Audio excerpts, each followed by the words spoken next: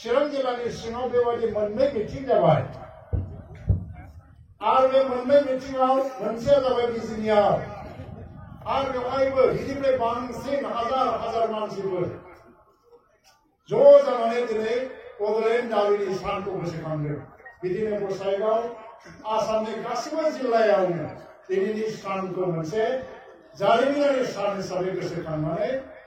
मेल meeting खालामगासिनो दङ 2 मार्चआ बड'लेण्ड आन्दलननि जारिमिनाव मोनसे गोसोखांजाथाव जारिमिनारि सान बेयो सोरबा दुलाराय बर' फरायसा आफादनिल' जारिमिनारि सान नङा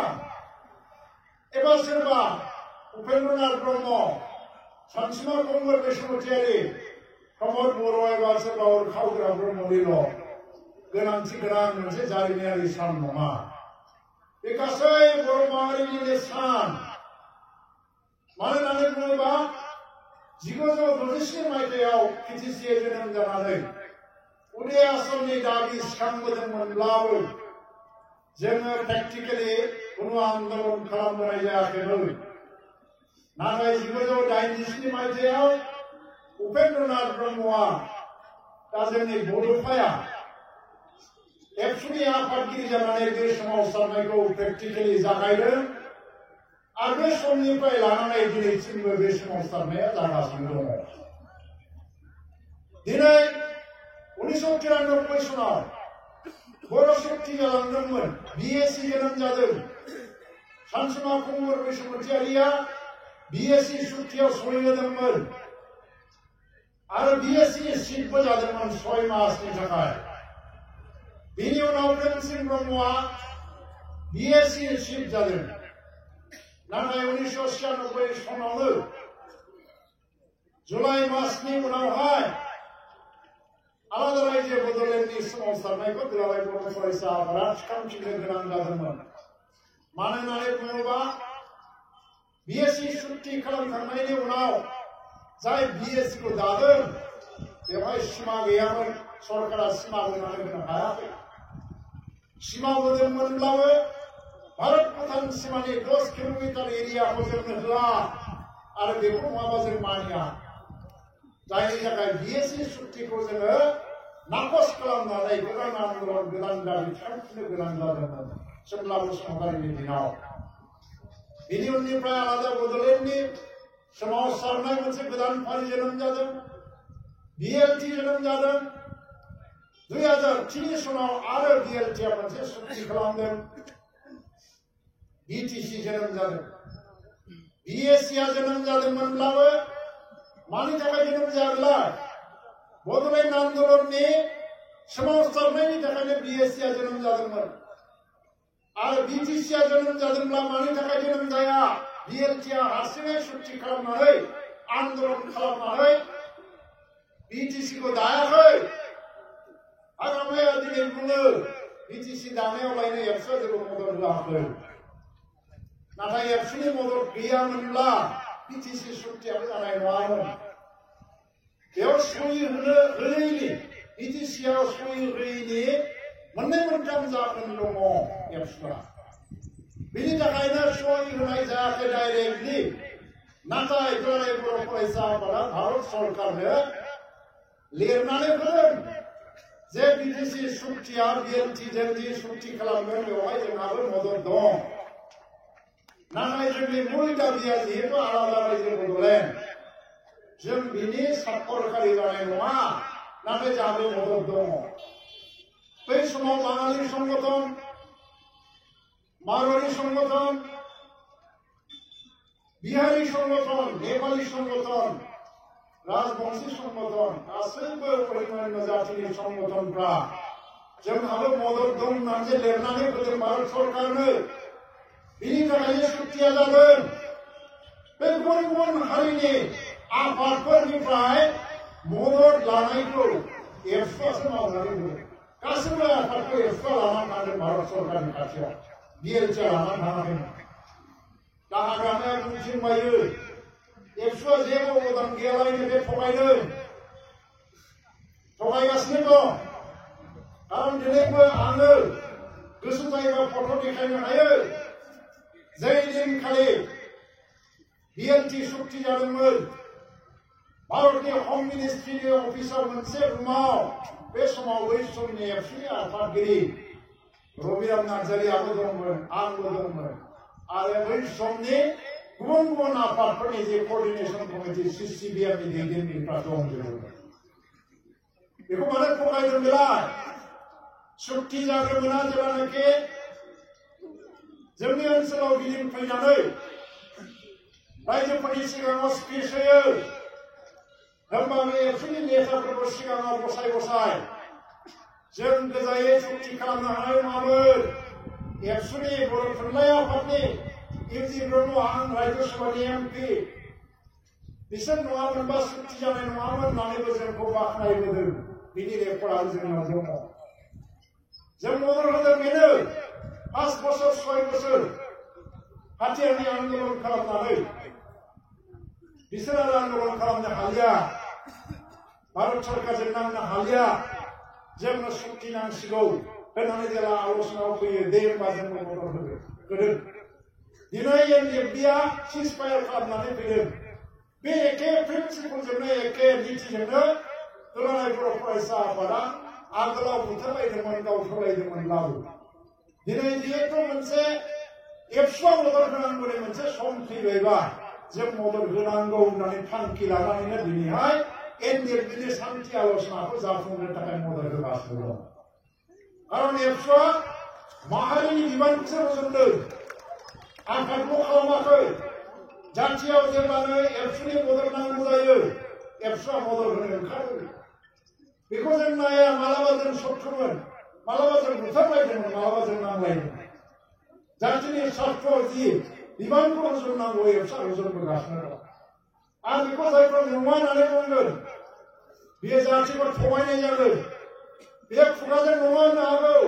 किन्तु बै समनि जारिमिन पेपार लेखा मेगाजिन बेवहाय बै समावनो लिरनानै दोनबोनाय जादों सोर सोर मा मा हाबा मावामोन जारिमिना बेखौ थगायनाय नङा जारिमिनाव देखायबो गोरोन्थि जागोन आङो बुंनो नागिरनाया बिसोर जिहेतु बड'लेण्ड आन्दलननि थाखायनो बिएसि जादों बड'लेण्ड आन्दलननि थाखायनो बिटिसि जादोंब्ला दिनैनि दिनखौ एबसुआल' नङा दिनैनि दिनखौ बिटिसि आरो हाग्रामा महिलारियाबो फालिनांगौमोन दिनैहाय बड'लेण्ड आन्दलनखौ फालियाखै गाव फैनानै खोनाफैदों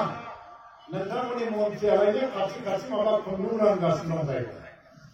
समबायनि माइरं रानगासिनो दं जाहैबाय रायजो राजाखौ बुंदों एबसुनि आफाया माबायाव थांनो नाङा दिनैनियाथ' राजनितिनि केम्पेइनथ' नङा इलेक्सननि बाथ्राथ' बुंनो फैयाखै जारिमिननि सानखौसो जों फालिदों अरुणाचला दिनै अरुणाचल डे फालियो दिनै झारखन्डआ झारखन्ड डे फालियो आरो मणिपुरा मणिपुर डे फालियो नागालेण्डआ नागालेण्ड डे फालियो आरो बिसोरो गावसोर आन्दलन खालामजेननाय दिनखौ फालियो दिनै हाग्रामा महिलारिया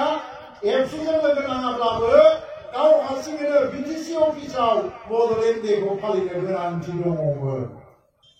नाथाय बे फालियाखै मा खालामदों गावनि जन्म दिबसआव 30 केजि अजननि केक खाबाय थादों दा गावहा जन्मदिन जाहैबाय 30 केजि अजननि केक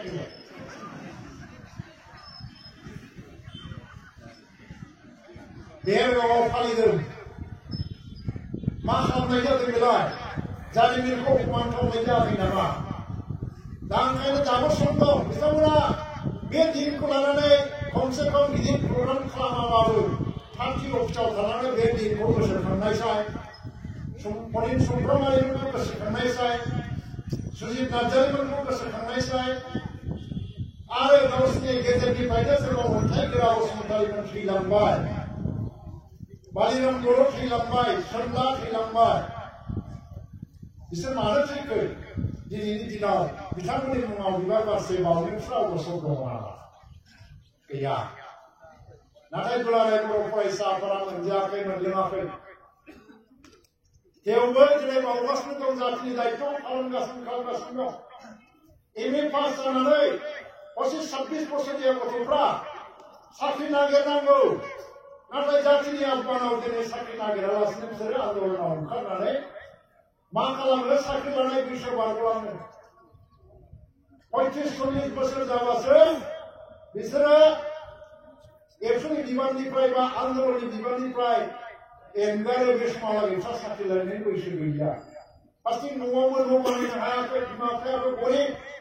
माजों थांनानै थाखो आन्दलनकारि मानसिफ्रा दिनै 110 जन मानसिया धनी जादोंब्लाबो 90 जन मानसिया जेबो मोनजायाखै दाबो आन्दलनकारि मानसिफ्रा गुबुननि आन्दलनकारिखौ बारदों बिएनटिनि नामाव हाथियार हमनानै जायफ्रा पुलिस मिलिटारिनि गुलिजों जुद्ध नांदोंमोन जुजिनानैबाबो थैलांदों बे बिएनटि केडारफ्रानो दिनैहाय गावसिनिनो सरकार जानानै थासान्दियावबो 5 बोसोर बिसोरनि थाखाय बुलायनानैसो क्षमतायाव लाबोनायनि उनाव दिनै सानथ्र'हायै बिएनटि केडारा ट्राकआव लेबार मावनानै जागासिनो दं 2 नाम्बारनि दंफां मोननानै जागासिनो दं बिसोरनि फारसे दायित्व दंना गैया गावसिनि केडारखौनो नायनायनि दायित्वखौसो पालन खालामनो हायाखै जेराव आरो गुबुन मा बुंनो दासान्दि हाग्रामाया दाना लेखा फरायग्रा जाबायनो आगोलथ' फरायामोन दाबो फराया जागोन सोरबा फरायनानै खिथागोन आंलायनो माबा लेखा लिरदों आरो बेवहायलायनो आलादा रायजो जानांगौबा मा मा नांगौ बेखौ आं बुंदों जाहैबाय लेखाथ' लिरदों रायजो सभानि एमपि जानानै थानाय समाव नेताफ्रा दैदेनगिरिफ्रा आन्दलननि गेजेराव बहुद धरननि अनुभव फैयो महात्मा गान्धीयाबो गाव भारत स्वाधीनतानि आन्दलनखौ दैदेननाय समाव भारतआ स्वाधीन जानायनि आगोल बहुत आर्टिकेल लिरदोंमोन जोंना आन्दलना बहुत माने माबा खालामदों भुल खालामदों माया भुल जानो थांगासिनो दं भारतआ स्वाधीन जानांगौब्ला मा मा जानांगौ आरो बिनिफ्राय माया भुल जालांगासिनो बे बाथ्राखौ महात्मा गान्धीया स्वाधीनतानि आन्दलन जाफुबाय थानायावबो पेपाराव लिरोमोन आङो बड'लेण्ड नाङा बड'लेण्ड जाया होननानै खुनु लेखा लिराखै जेब्ला बिटिसि जायो आं बे बिटिसिखौसो थांखिनानै बुंदों जे जोंनाव इन्डास्ट्रि नांगौ तेलेंगानायाव इन्डास्ट्रि दङ खयला दङ जोंनो एसे बुरजा एमएलए नांगौ एमपिबो नांगौ 2 साथाम थाखा फैसा जोंहाबो धनी जानांगौ आरो आगोलाव जों बेफोरखौ खालामनो हायैनि थाखायनो रायजो मोननायाव जों एसेबां मानसि थैलांबायबाबो एसे गोबाव जाबाय दा जिहेतु बिटिसि जाबायबा इन्डास्ट्रि लाबोनाय एमएलएफोरखौ बांहोनाय एमपि बांहोनाय आरो बिनिफ्राय शिक्षा दिक्षायाव आवगायनायनि खामानिखौ बिटिसिआ मावनांसिगौ होननानैसो आं लिरदों दायित्वआ बिसिनिसोबो दा बेफोरखौबो गावसोर मावनो हायासै दा दाबो सारा आसामाव शिक्षानि मानदण्डआ बिटिसिआ मानो उनाव दं बाबा रामदेबनो हा होदोंनो बेवहाय कय बिघा बे इन्डास्ट्रि नङा बेजों रायजो राजाया जेबो लाब जाया